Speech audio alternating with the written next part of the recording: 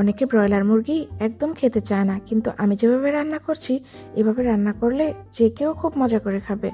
তো প্রথমে মুরগির মাংসগুলোকে সামান্য আদা বাটা, রসুন বাটা, হলুদ, লবণ ও গোলমরিচের গুঁড়া দিয়ে ভালো মতো ম্যারিনেট করে তারপর প্যানে ভেজে নেব। তো মাংসগুলোকে আমি উল্টে পাল্টে খুব ভালো মতো ভেজে নিয়েছি। ওই তেলের মধ্যেই আমি দিয়ে দিয়েছি পরিমাণ মতো পেঁয়াজ কুচি আর কিছু আস্ত মশলা। তো সামান্য লবণ দিয়ে আমি পেঁয়াজগুলোকে ব্রাউন করে ভেজে নেব। তো পেঁয়াজগুলোকে ভাজা হয়ে গেছে, আমি এখানে দিয়ে দিয়েছি কিছু পেঁয়াজ বাটা, রসুন বাটা আর আদা বাটা দিয়ে একটু ভেজে নিয়েছি মশলাটাকে।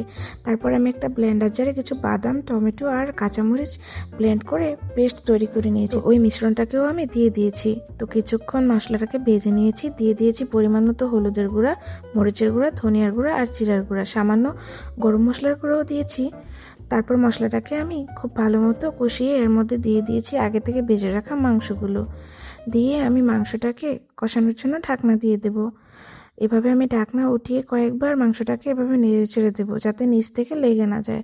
কারণ এখানে মশলাটা অনেক বেশি ঘন, যার কারণে লেগে যাওয়ার সম্ভাবনা খুব বেশি।